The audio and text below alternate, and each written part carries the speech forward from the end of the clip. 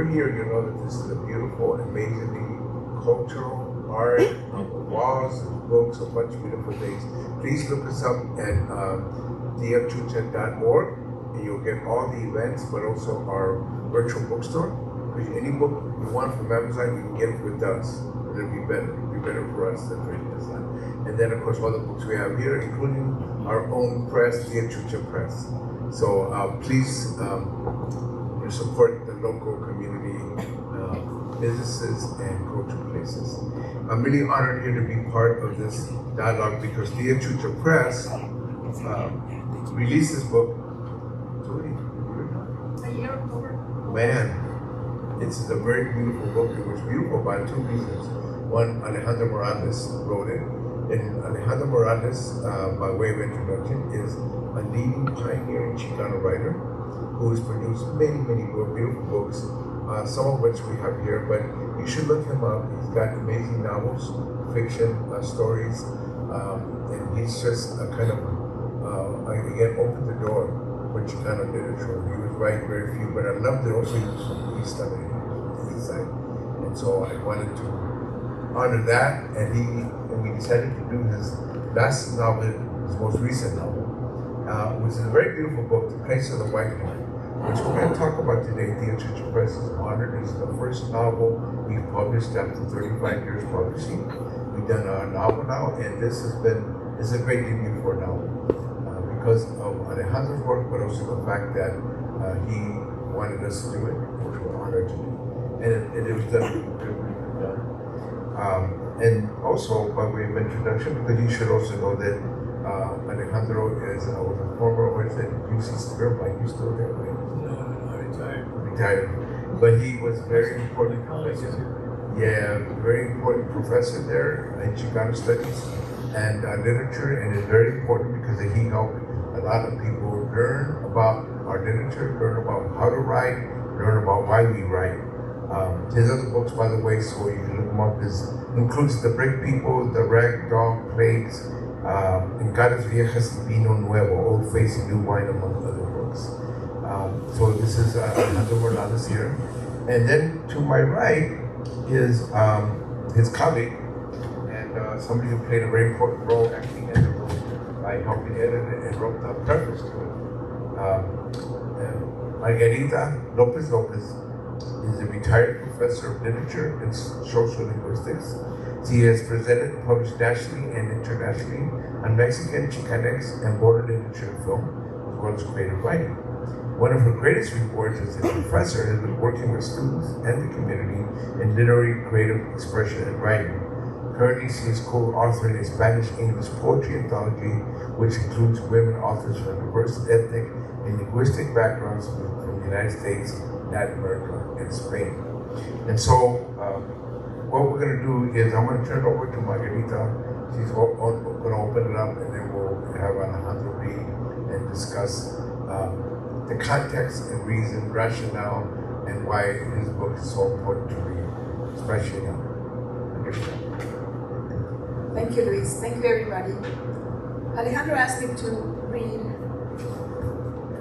one of the epigraphs, the introductory epigraph to the novel, The Place of the White Heron. And it reads, one class of women offered a real challenge to colonial society, those denounced to the Holy Office as ilusas, that is, as deluded women. The ilusas were a threat to society for several reasons. They often defied or eluded the control of confessors, inventing their own religious myths, and they generally lived outside the recognized estates. That is, they were neither enclosed in convents nor under the care of father or husband. The colonial society did its best to hide this floating population in recogimientos, that is, special asylums. It was not always successful. They were not witches. They had not made pacts with the devil, so that the church had to find other ways of disqualifying their discourse, defining it as illusion or deception by the devil. The Ilusas shared a common language with the mystical nuns, but unlike the latter, they often performed rapture and ecstasy in public and exhibited their grotesque bodies which they claim bore the signs of God's special favor. This is from Plotting Women, Gender and Representation in Mexico by Jean Franco. Thank you. So Alejandro, you're going to go ahead and read and also begin dialogue. One of the first questions that we have is how I became involved with a lady like Ilusa, right? The 16th century were very active to control, because Ilusas meant that they were expelled from a family, from their family, either by committing something that was not approved by the father, the brother, the men that were family members, uncles, etc., etc. They took away all their support. But there were many of these types of Ilusas, and some of them turned to survive, to perform miracles that were curative miracles. Right? And I want to talk to you about, to start off with, how I'm related to one, not related to, say, legally, but I had an encounter with an Ilusa, and that was the Barrio Ilusa, or La Curandera, as we were, Doña Marcelina, that was her name. And what happened to me was that my father, he had a lot of animals in the back of the house. We had chickens, we had just all sorts of things. And one day I was going to, let's go get those blanquillos from the place that the chickens were.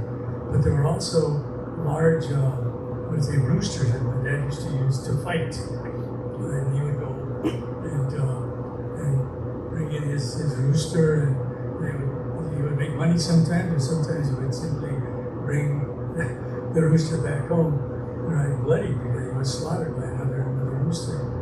But that was, and what happened to me because of that, because of an attack by that animal, I guess I must have had some kind of a shock. Right? I couldn't sleep, I couldn't eat very well, I would get sick, I would cry for no reason whatsoever. Finally, my mother took me to the doctor, right? And the doctor said, well, he seems to be fine and sober. There's nothing wrong with him, I can't give you medicine for something he doesn't have. But the whole issue was that the mom went to Marcelina, and she said, well, okay, I'll go and visit him and talk to him and see if I can help. So she came to the house, right, and she went to see me, and then her treatment was kind of funny, but I'll tell you the treatment.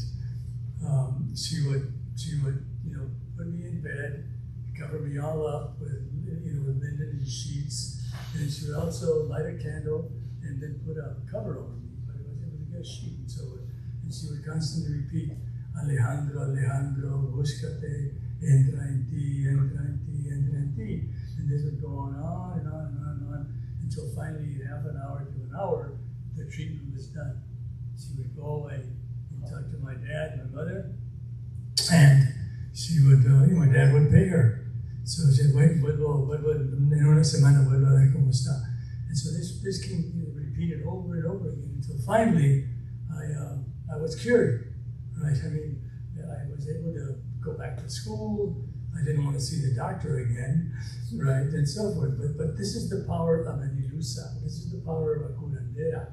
To me, the Ilusa character that is described in the professor's writings, especially about these women, really struck me. I had to write something about her, right? I really did, and that's why I started.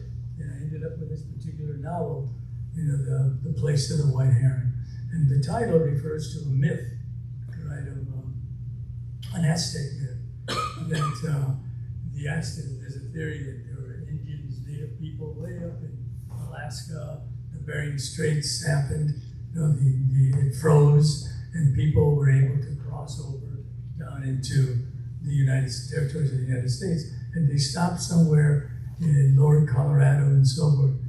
And that became a sacred place for those people traveling, the Aztecs traveling. And so everything fell into really helped me to begin to really develop that particular character. But I want to tell you that story. That I really was cured by a curandera. Okay? They're important in the community today. Thank you very much. This is a very important part of our culture of life that we share these. And Alejandro is a great storyteller. So he brings in the fiction, but it has this connection to our lives. So did you want to read something, or did you want to? Yeah, let's go with the discussion. Yeah. I'll read something later. So you want to start with some questions? Sure. Oh yeah. Good job. Thank you, Alejandro, for that intro on how you conceive the novel and the curanderas or illusas. Today's theme is titled Transborder Future in the Place of the White Heron. And for all of us here and those that will listen to us later, could you give us an idea of the concept of transborder as it pertains not only to the novel, but also to society in general? Transborder. Well, okay, I'll explain to you the way I feel about transborder. We all know the border, right? The border is between the United States and Mexico and so forth. But to me, that zone is a very important zone because it's being developed tremendously during this time. Okay, there's one of the things that's occurring is that people are crossing it every single day. We have a big issue, according to the politicos, right, of thousands of people crossing the border. One of them even promised to do what? To arrest everybody and put them in these type of camps, right, which is absolutely ridiculous, right, and just a terrible thing. And those are the images that we normally have of the border. Thousands of people crossing to very difficult territories, dying, children dying, and so on. And I see the border in a very different way. Some of that is occurring. I don't deny that. But what's important about the transborder, and what people don't know about it, it's a very active place, right? There's a tremendous amount of investment being made in that transborder. And let me give you, you might say, where's the transborder located? Well, if you look at the border itself, go 300 miles north and go 400 miles south.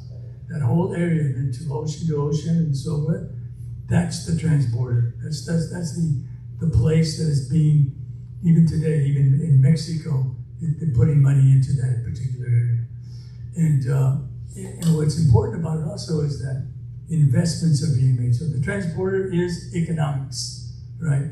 The transborder is somebody like Musk putting in billions of dollars, millions or billions of dollars to make cars there. More and more of that is happening, okay? And that's one aspect of transborder. The other thing about it is that it's very open border, and people are crossing it all the time. People with micas are crossing it every single day. Hundreds and hundreds, if not thousands, cross that border every day, right? Some of these people can't go more than 30 to 40 miles north, right? That's about it. But then there's another huge population that is there right now. And we normally don't see them because they're children, they're kids, and many kids are not going to American schools in that area. They're not going to Mexican schools, they're going to American schools, right? And that's so important as well. So you have a lot of kids crossing, you go graduate from community college, and all of this is north of that border. More education. So it means education not only for us but for Mexicanos, right? So that's very, very important as well. The other thing that's happening is, and I met this particular person. I belong to a ski club, and we were up in Mammoth. And one of the fellows that I met, he was an engineer as well as handled AI. And then he met a friend of his who was a Mexicano, but he was trying to establish a company to develop these two right, AI, right, and engineering, et cetera, as a business, and he became very successful. But that's the other type, right, of businesses that are being developed not by the big companies, but by individual people or a team of guys or a team of men and women, etc. So that border is being developed more and more and more and more. Right. Another thing that's occurring, and then I'll stop here if you have any question. But is that the old? It's affecting education at the highest level, and one way it's affecting education at that level is that we are receiving a different kind of population, student population at UCI this time. And and that group is a group that is trilingual, and they're from Mexico, right? They're indigenous people from Mexico, and more we're going to be starting that more and more of that student, so more and more of those students, right? When I started UCI 1 year before Maria did, Professor Solveig did, there was about 6,000 students, and that was it, no more. Now you walk onto UCI. And if the kids are out, getting out of their classes, you can barely make your way through there because he's bumping shoulders and so forth. We have 37,000 students, right? And that's all the campuses, more and more and more. They're getting more and more students. And at the same time, I don't know where they get all this money at, but they're building magnificent buildings. They're buildings for students to do research in, to teach, et cetera, and then they're building great places to live for students. The apartments are first-class apartments. I say to myself, how in the world can they afford to spend all this money? But education, again, is being impacted, not only here, but in the South. And then one last thing is, it's a huge, Mexico and the United States are very huge. Mexico is a larger economy than most people think. Right, it's a huge economy. It's attracting money from Latin America, from Europe, from Asia, et cetera, and it's getting bigger and bigger and bigger. So if somebody ever asks you the question, is Mexico a poor country? What are you going to answer? Hell no, it's a major country. Right, it develops, it's making money, and that money's coming both to the United States as well as to Mexico. But that's just a little bit about the border. That's just a little bit of what the transborder is. And let me just add a perspective here because I'm Luis Rodriguez, by the way. I don't know if I even mentioned who I am, but I have a lot of books, a lot of them because people like Alejandro, I'm standing on shoulders of giants like him. But I have a book called From Our Land to Our Land, and it speaks to this because it's a book of essays. I was born in El Paso, Texas, but my family lived in Ciudad Juarez. I never lived in El Paso. And when I was born, my mother, who has Rarámuri, indigenous roots from Chihuahua, she ended up going across the international bridge to have us born. And and that border had only been there 106 years when I was born. But the Rarámuri have been there like forever, tens of thousands of years and everything. So my book is, we went from our land to our land. And I think that's an important point. The border was there, but it was our land. It came in between. There's a lot of tribal and indigenous people where the border came across their land, and it's still an issue now. So I wanted to mention that because that's a very important part of the story.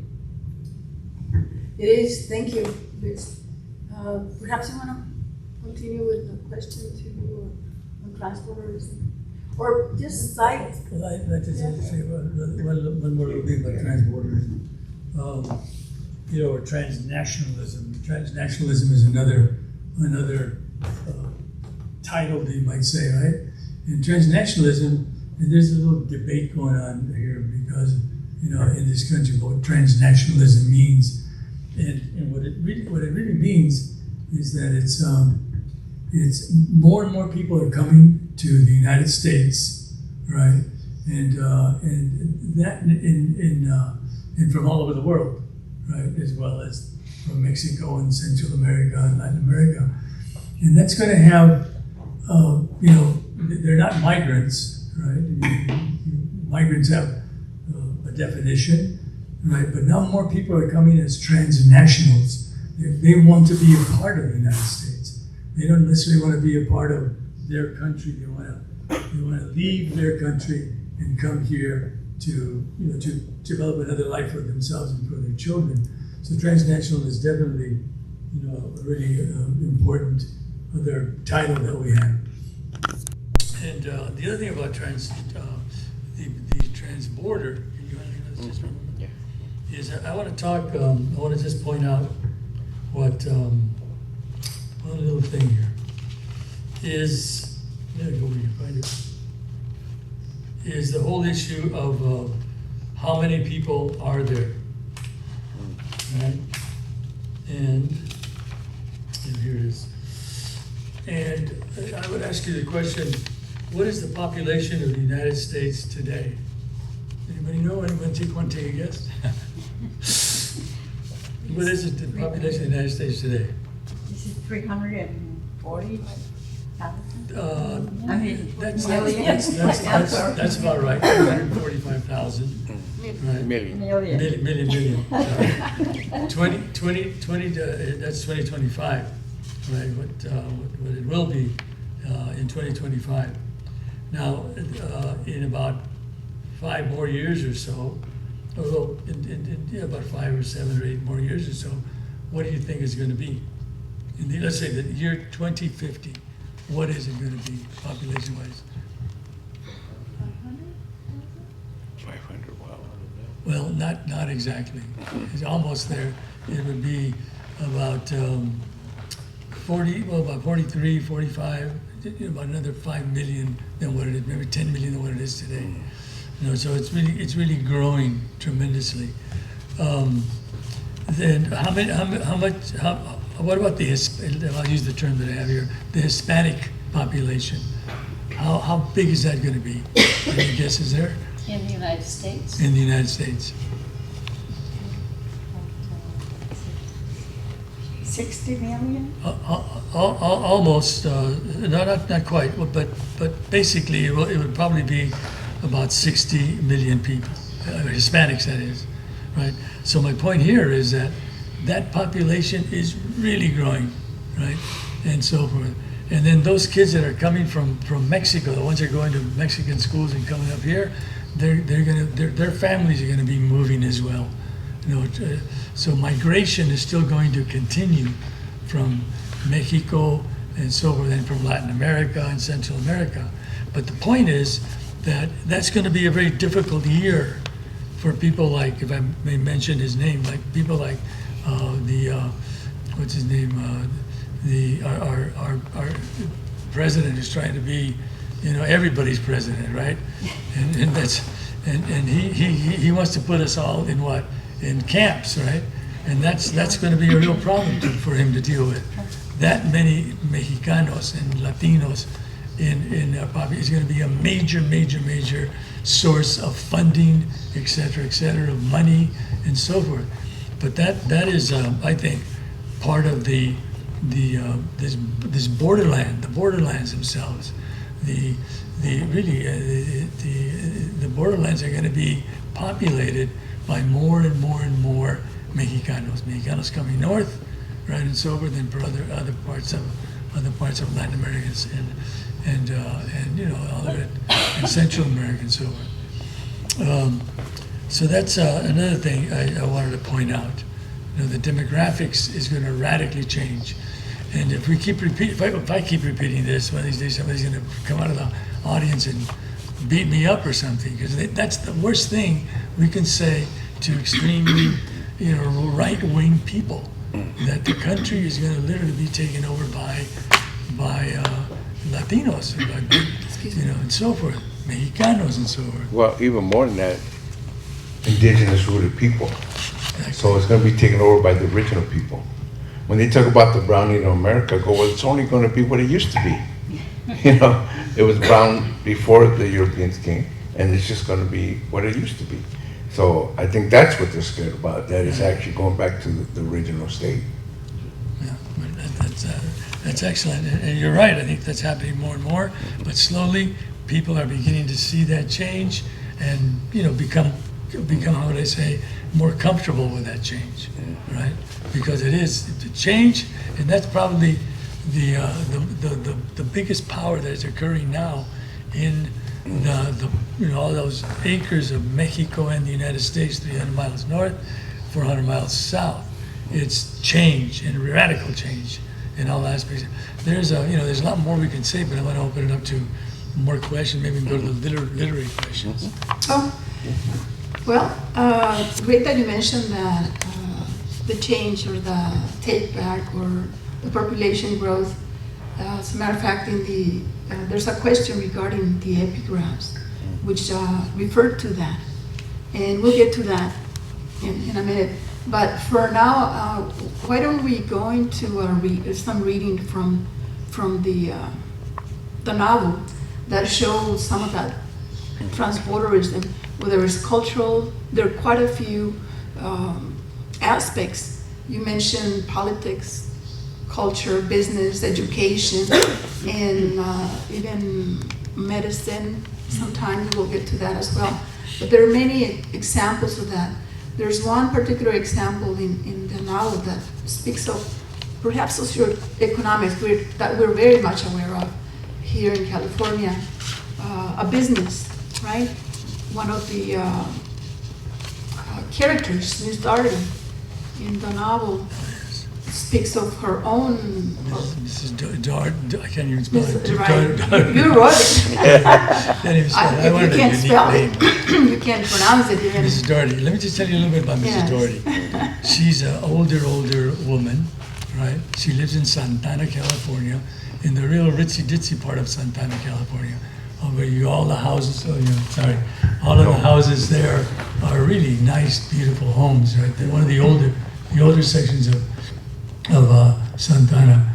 But she has a beautiful home with a good-sized lot, almost, half an acre or so. And she plants orchids, right?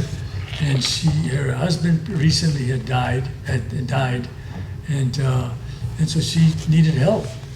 And she goes to the grocery store and runs into these young people who had just crossed the border, who came to visiting folks in Santana, but they were recent arrivals, right? And they didn't speak Spanish, they spoke an indigenous language, and that's how that attracted her. But Mrs. Doherty also has a problem. She can barely speak. She doesn't speak very much. She just says yes, yes, yes, yes, yes, yes to everything that somebody asks a question. Says yes, yes, yes, yes.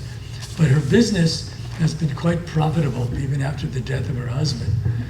They bought land in one of the canyons in the Irvine area. They bought a lot of land, and they were planting it. They had horses, but the prime production of most of the land, and they had to create housing for it, was orchids. Orchids are difficult to grow, but that's what she made her money on, right? But she talked to these people that she really couldn't communicate with them, but she asked somebody to help her, and J.I. Cruz is the main character that helped her bring these native people, the couple and their 3 kids, right, to Mrs. Doherty's house in Santana. And what Mrs. Doherty did was she didn't have anybody else to help, so she started teaching these native people, right, to how to grow orchids. And so the backyard had a big orchid area she was growing them, and they began to learn more and more from her, as well as learn English. They couldn't necessarily pronounce the indigenous words. She tried to teach them that, but that didn't work. But she continued to teach them English. So her business was very, really profitable business. And eventually, just a little bit more, she eventually passes away.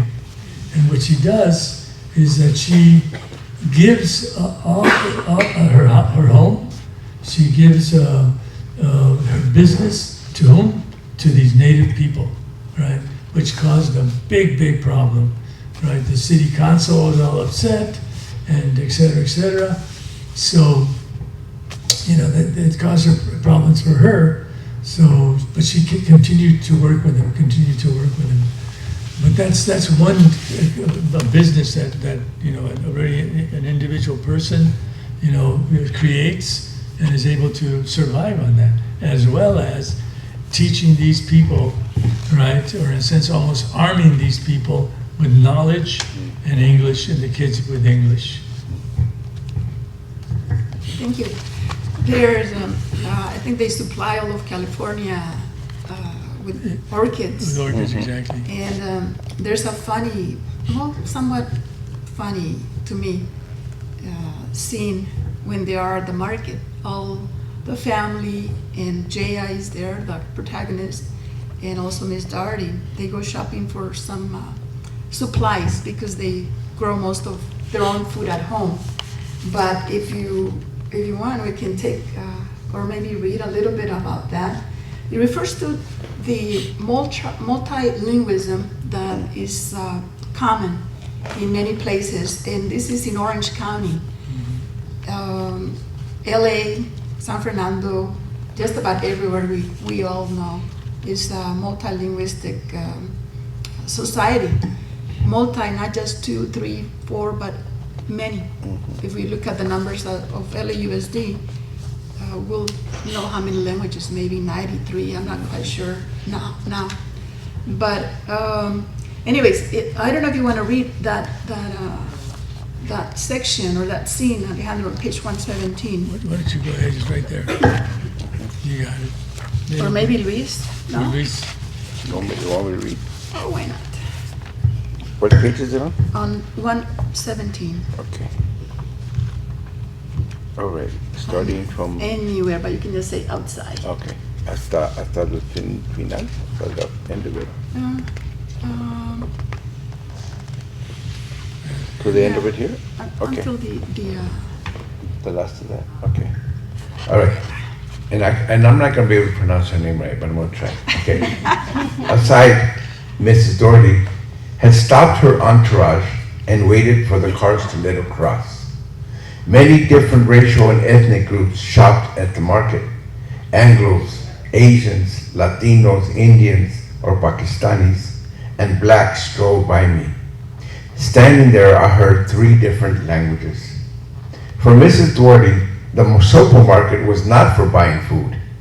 Meats, poultry, fish, milk, fruits, vegetables, food products came from Doherty's twist. We all stretched our necks trying to locate my car. Before us, a parade of automobiles waited in front of Ralph's. In a British racing Green Morgan, a senior citizen couple listened to Bob Marley's reggae music. In a Toyota pickup truck, 5 dusty farm workers listened to talk radio in Spanish, while Asian, Anglo, African, and Latino high school kids in prom attire turned up Vivaldi on their limousine speakers.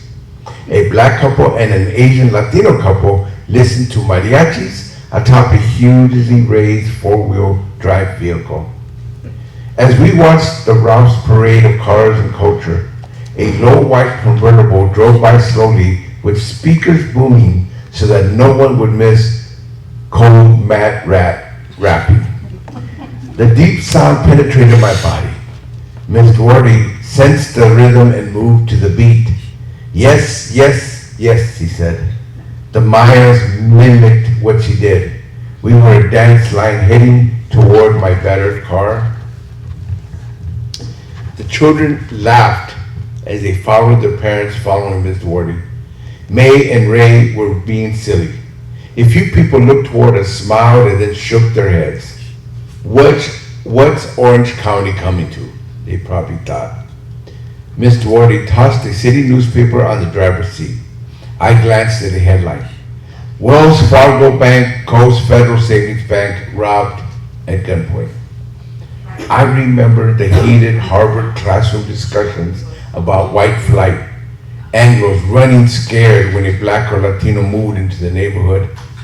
I recall the professor's lecture at the library. people shouldn't abandon their homes, communities, and cities. They should stay, guard their turf, and help create the world evolving around them. Don't be afraid, I thought as I smiled at some folks watching us pile into my car, stack bags of cleaning materials on our laps. As I slowly drove out of the shopping center, I mused that the checker was right. We were a band of post-modern border region Neanderthals, just like everybody else.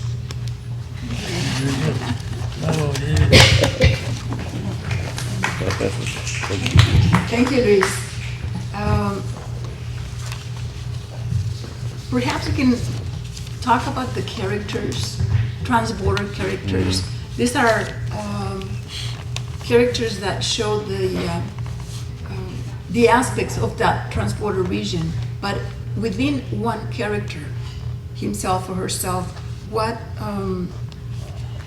perhaps you can tell us about that significance of being a transborder character, not a region. Let's focus on a character.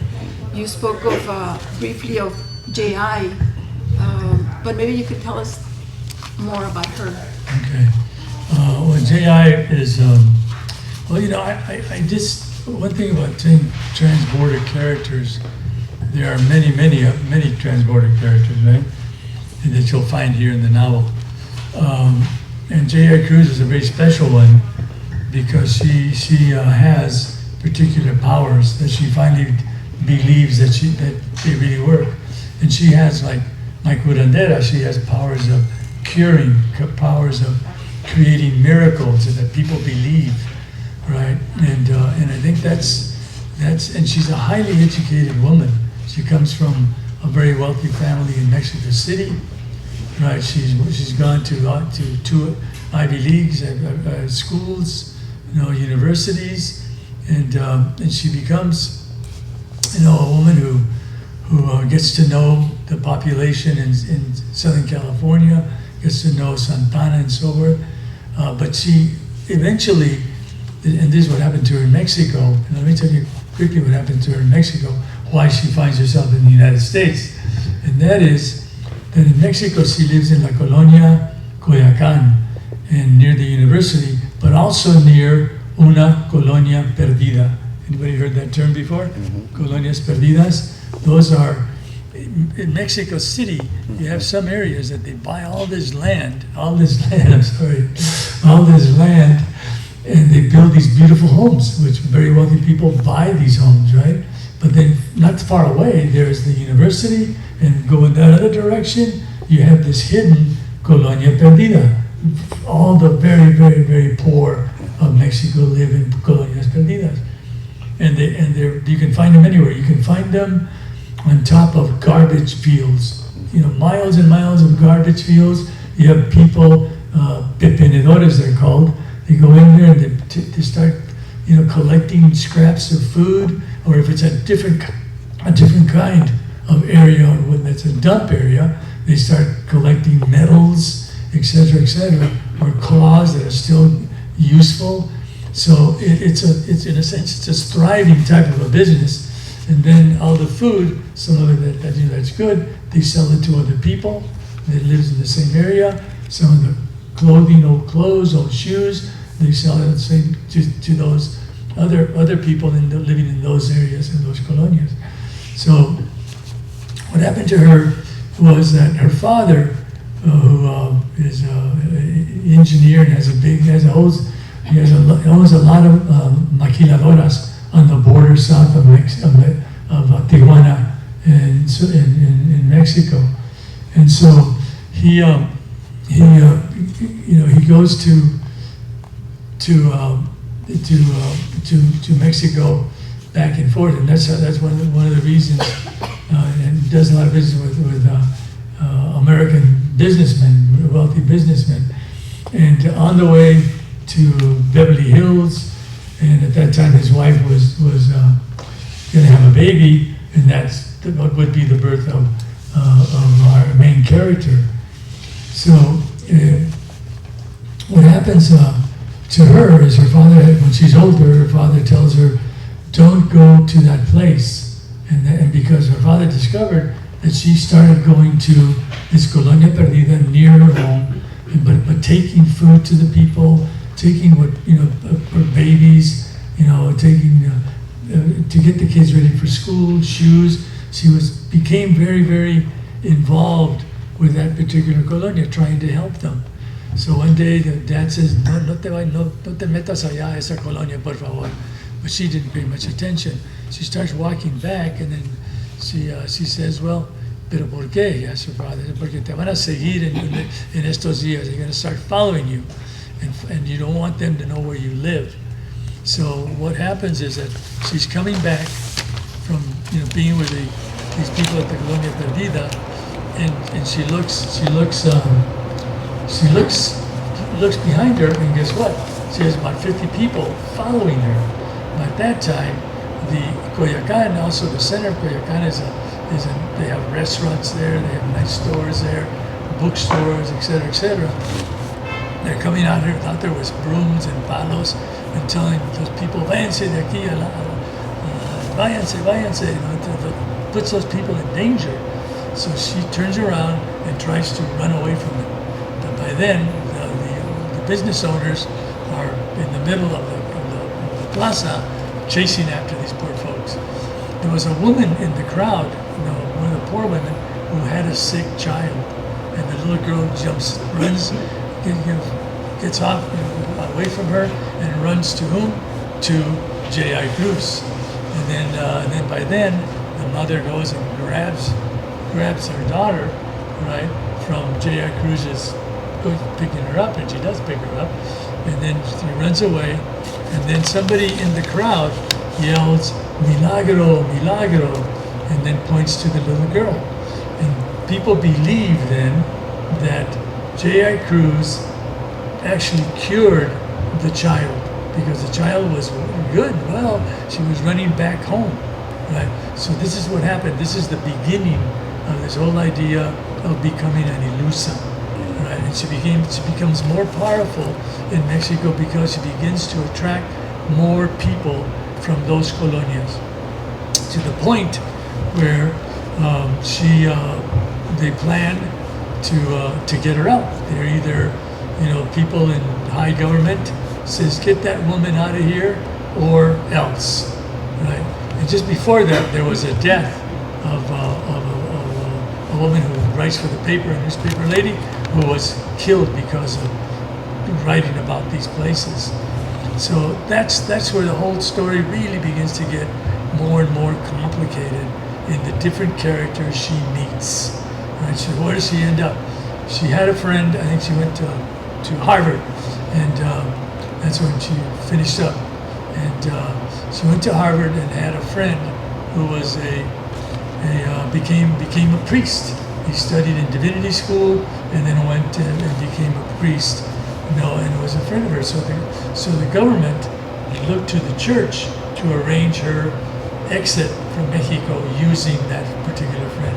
It was Father Carlos, I think it was, right? So she finally leaves, but that's the beginning of her coming to Santana. Right? She ends up in Santana, but then people start to follow her there because people begin to recognize there's something different about this particular woman. So that's and the other thing about her is that she's very bright. She has friends that are real smart and so forth.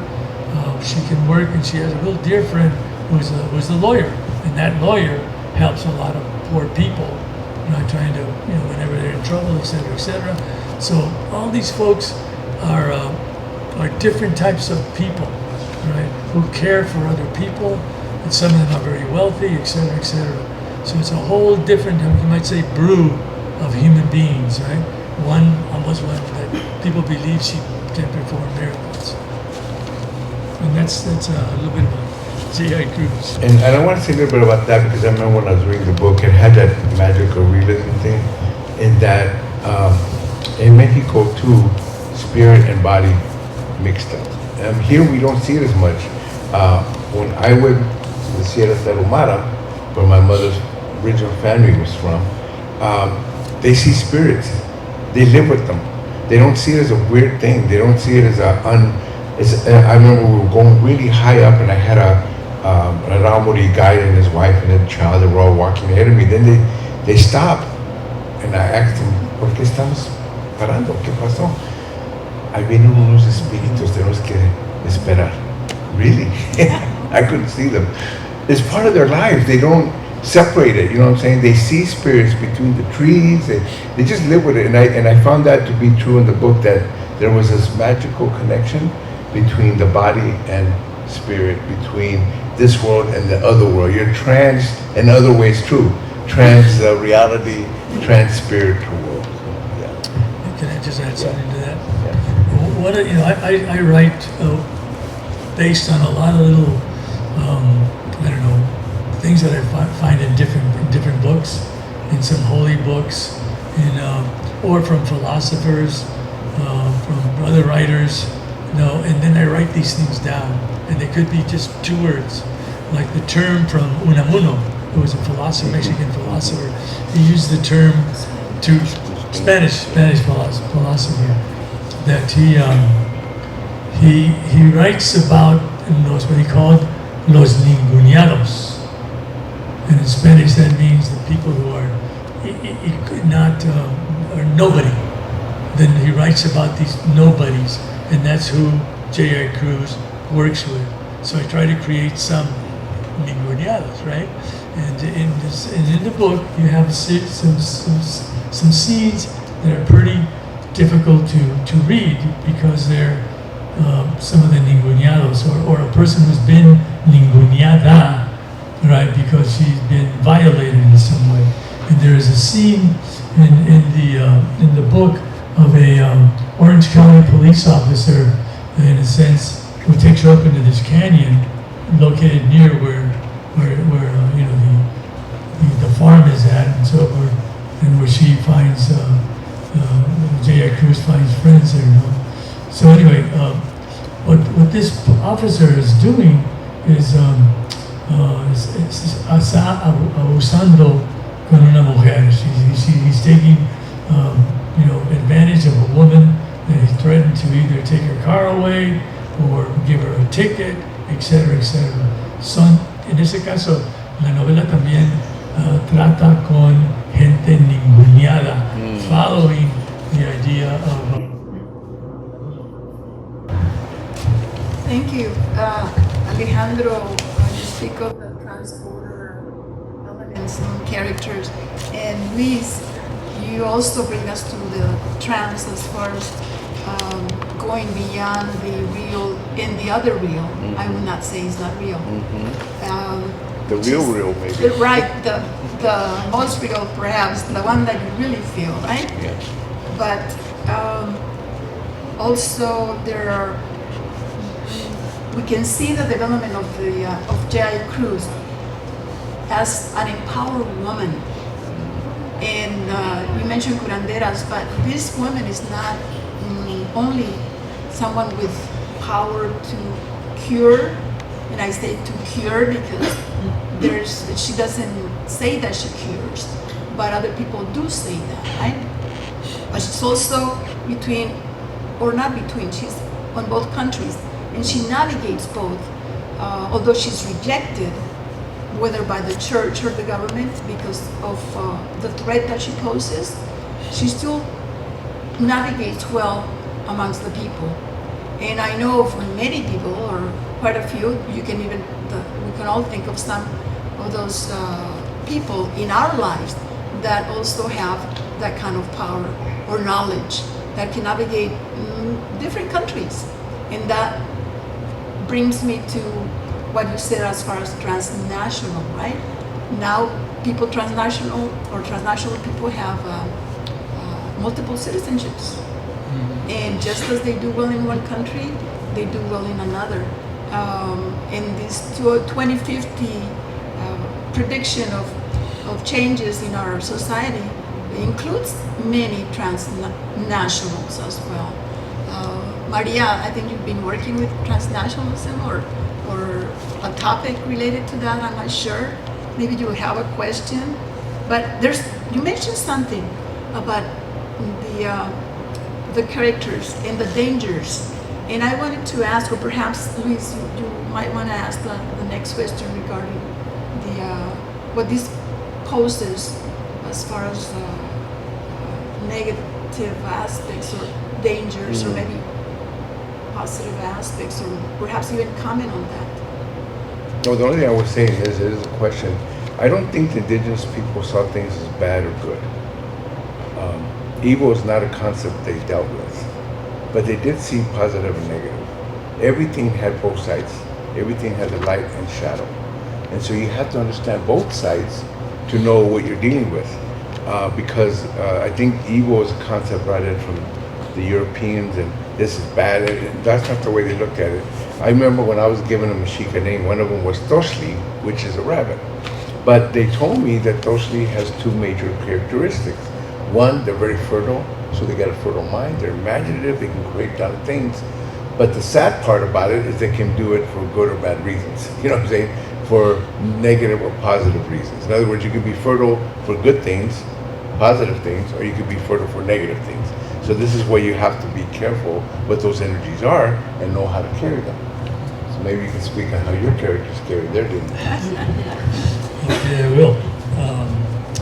The character J.I. Cruz carries, I think, and because this is happening today, carries past, right? And there's something in the Bible, and I'm religious, but I'll just tell you there's one thing I got out of the Bible.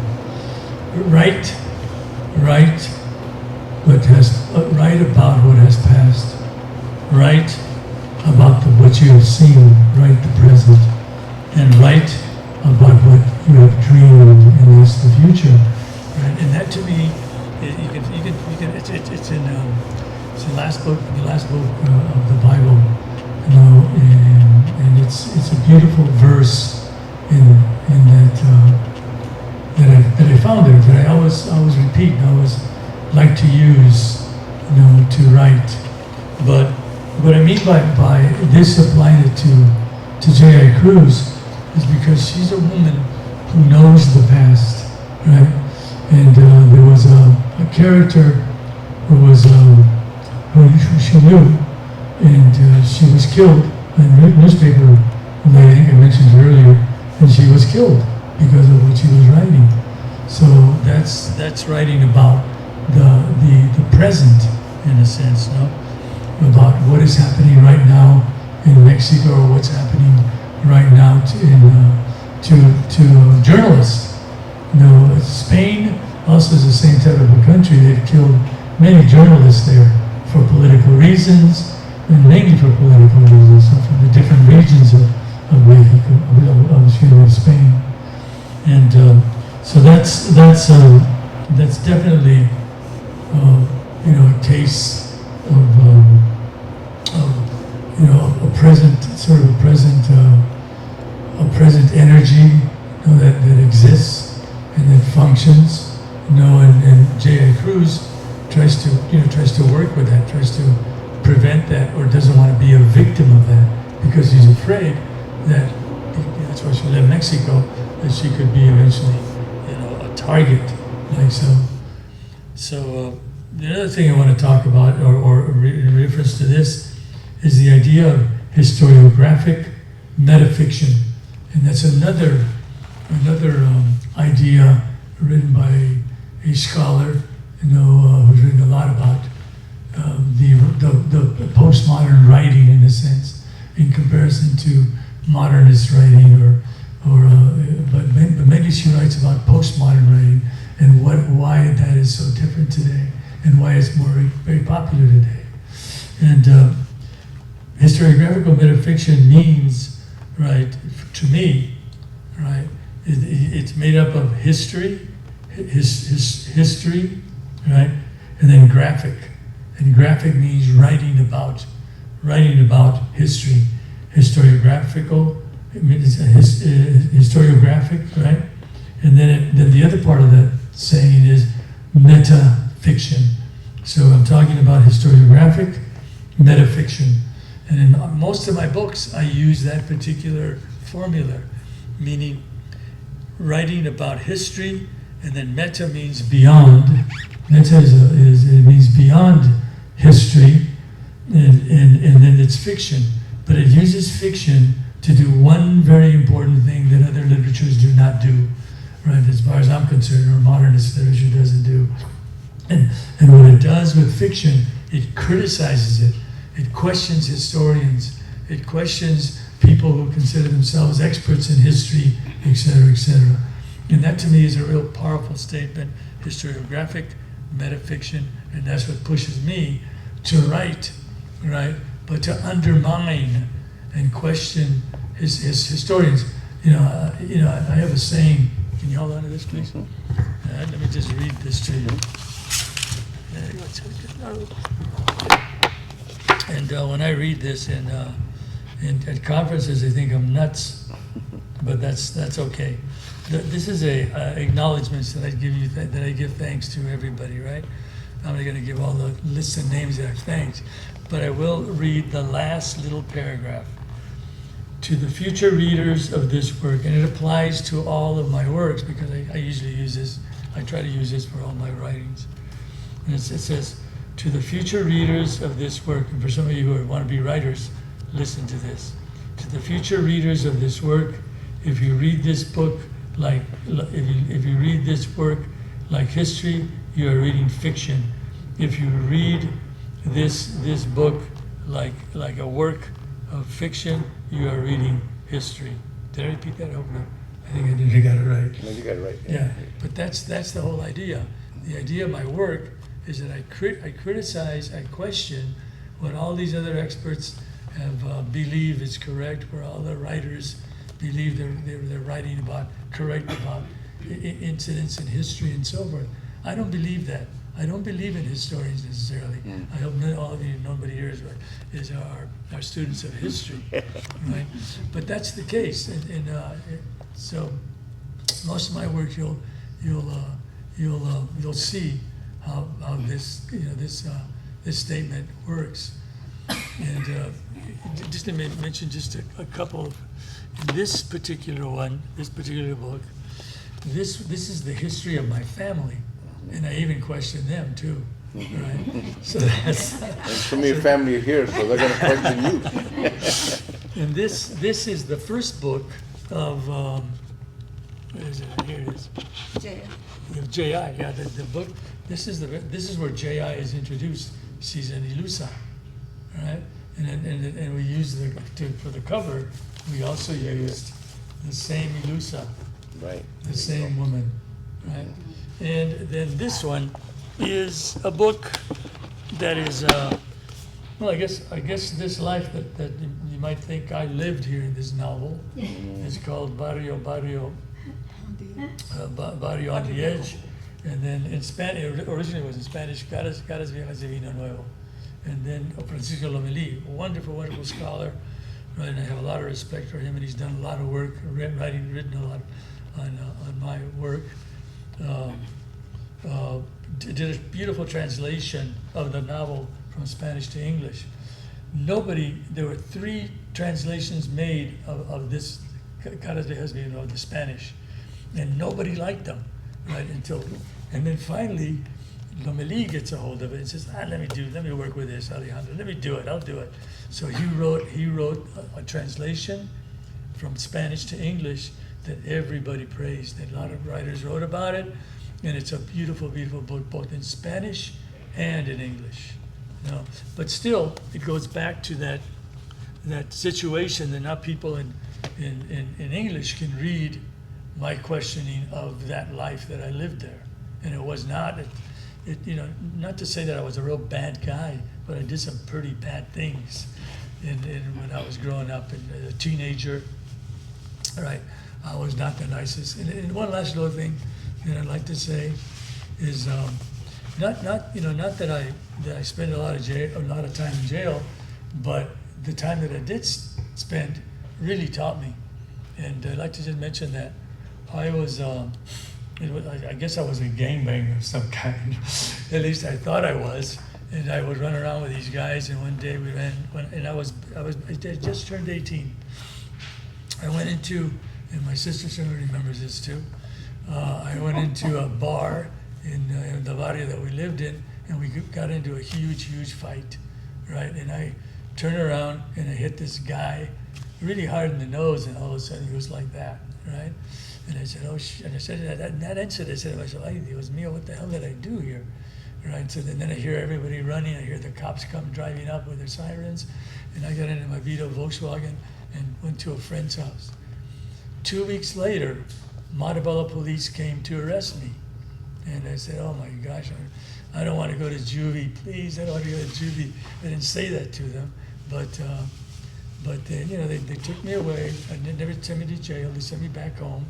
And then I had to go face a judge. And the judge I faced was a guy by the name of Leopoldo Sanchez, East Los Angeles Court, you know, and I had to go there and talk to him. And my defense attorney, I guess that's what he was, he says, hey, and at that time I was my first year at East LA College.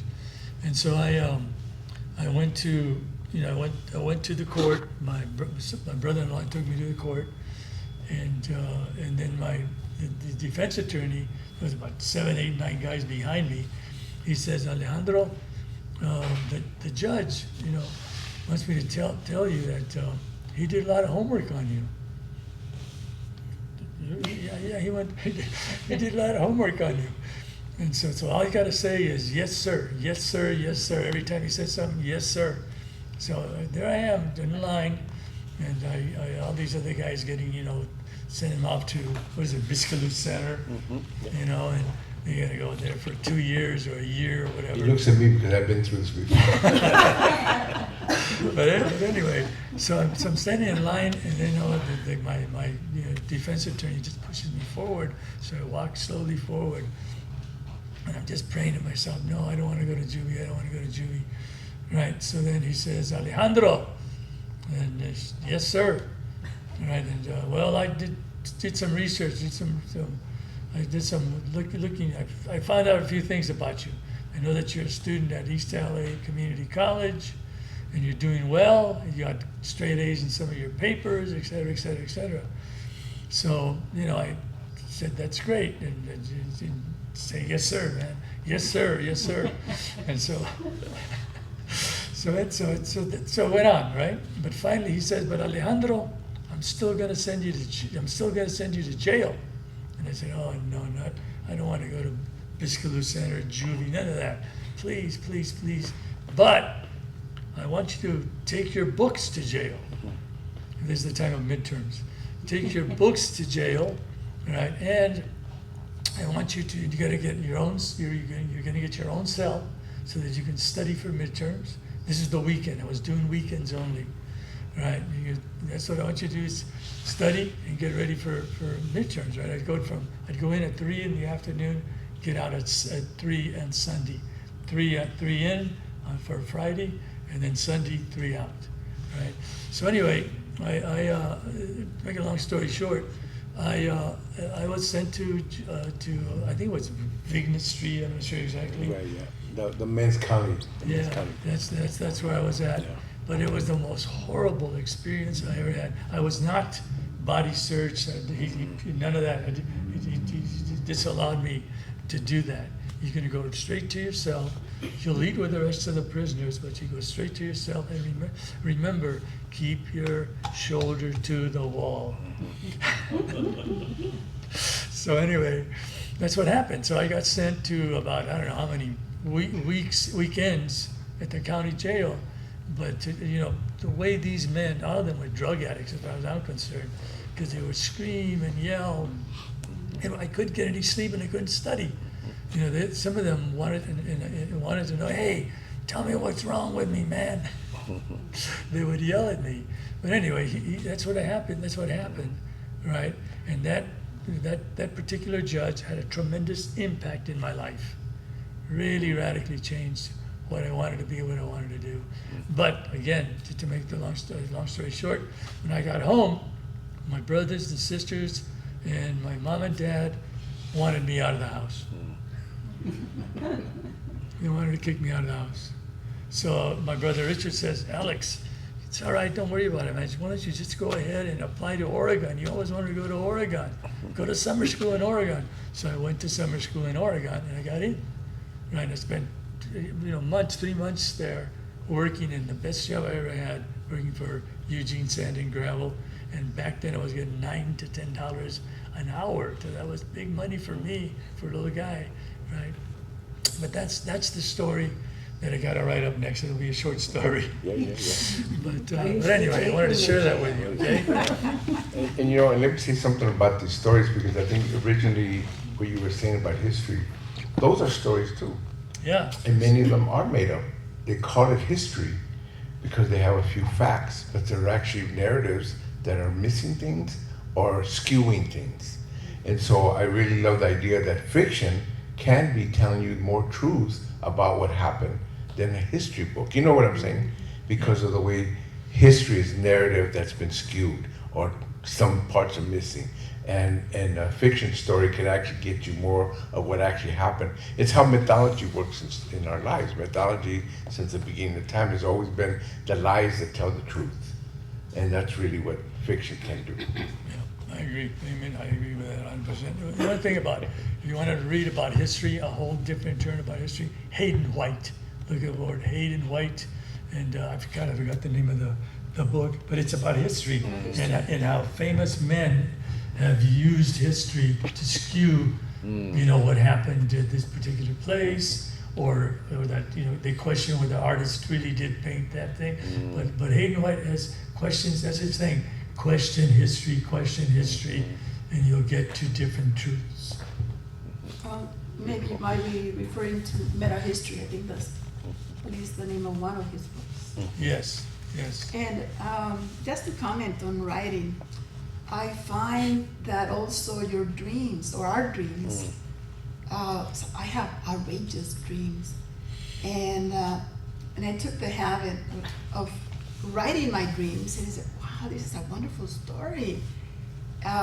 So I don't know if you do that, any of you, but it's a great source for writing too. Reality and beyond, right? Where you can actually mix characters. I think in one story I mixed my mother, Michael Jackson, and it was amazing. But I remember the theme was not trying for perfection, but making things with love that makes them perfect, something like that. Anyway, so just a side. Just one little comment from me here, please.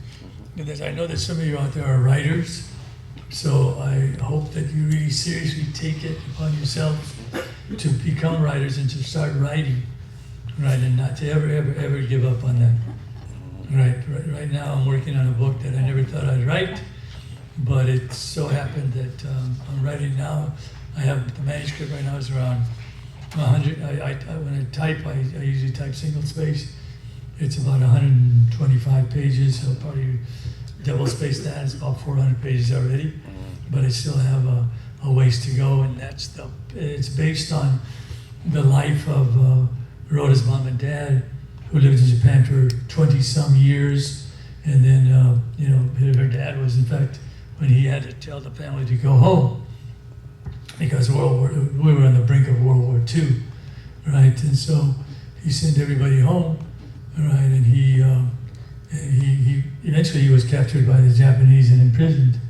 And I have all the documentation that they gave me, the family gave me, right, to write about it.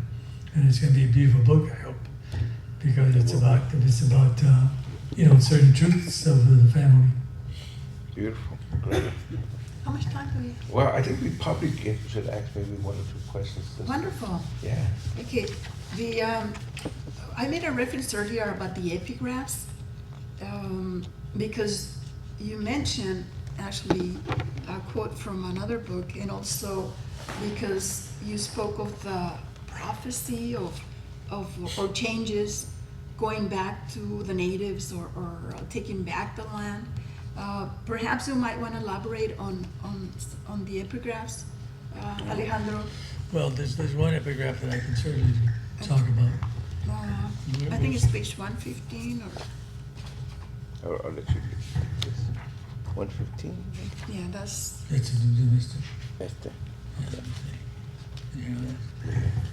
see. When Europeans arrived, the Maya, Aztec, Inca cultures had already built great cities, vast networks of roads. Ancient prophecies foretold the arrival of Europeans in the Americas. The ancient prophecies also foretold the disappearance of all things European. That's from the Almanac of the Dead by Leslie Marmon Stokoe. And, well, you commented on that already, right? But there's also the book is divided into 3 sections. This is one, that's titled Prophecy. There's a section, I don't know, section 3. Perhaps you might want to comment on that also, or page 217. A light to the world. Can you read that, please, Margarita? Oh. Well, right, Luis. I'll read it. So this is there's one, there are 2, one in en Spanish. español. and the other. Want to read and both of one in them? Okay. Es en mí donde se manifiesta la capacidad del milagro. En mi persona, más que en mi cuerpo, opera la posibilidad de lo imposible. Lo saben todos los que acuden para que a través de mí, o siendo yo el vehículo de lo que no puedo ser, llegue a ellos un milagro. And that's by La Milagrosa, by Carmen Boyosa, La Milagrosa. And this is the other one, goes like this.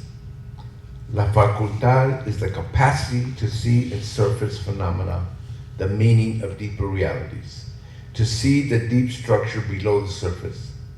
It is an instant sensing, a quick perception arrived at without conscious reasoning. It is an acute awareness mediated by the part of the psyche that does not speak, that communicates in images and symbols, which are the faces of feelings, that is, behind which feelings reside, hide. The one possessing this sensitivity is excruciatingly alive to the world. That's very beautiful. And that's from Borderlands, La Frontera de Nu Mestiza by La Famosa Gloria Osadua. And that is really, I think, a formula for writers. To read it, understand it your way, and write your way. That's it. That's important. Write your way.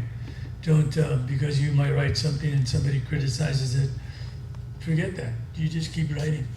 Right? Keep writing more books so that they go ahead and criticize them. But that's all right. That's the power of writing, because it brings out that reaction from people. And let me just add, because I know there's writers out here, many stories get told many times, but only you can tell your story. Only you can tell it your way.